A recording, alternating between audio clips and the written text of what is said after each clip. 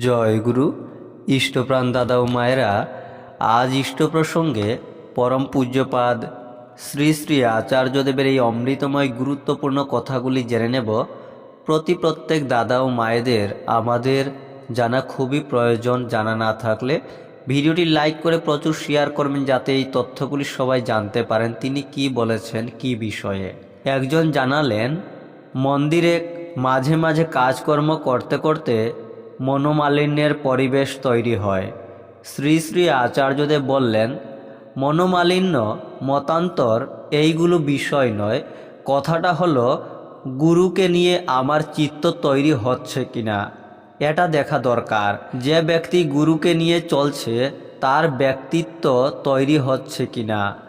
ব্যক্তিত্ব কী রকম?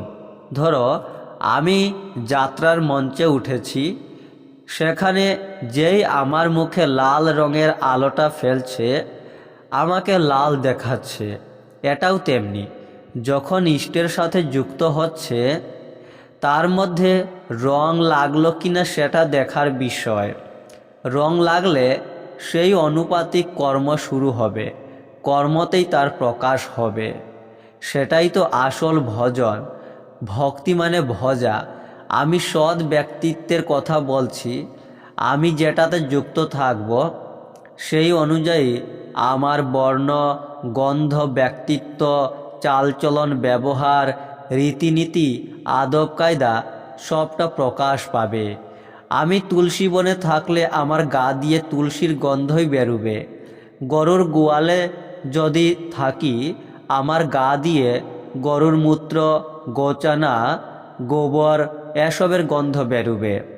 যে পরিবেশে থাকব তার প্রভাব যদি আমার মধ্যে নাই পড়ল, তার মানে আমি দুর্বল আছি।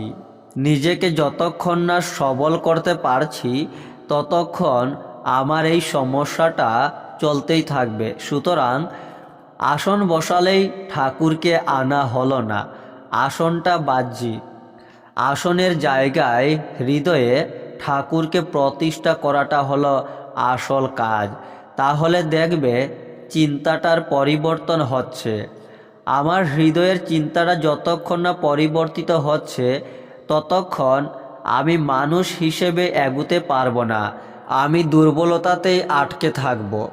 আমার সবলতার সীমা এই অবধি। কেননা আমার নিজের টলমলে বিশ্বাসের সীমা যেখানে ছিল সেখানেই থেমে থাকলাম।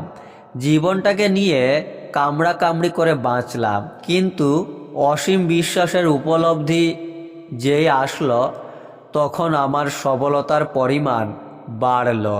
জয় গুরু।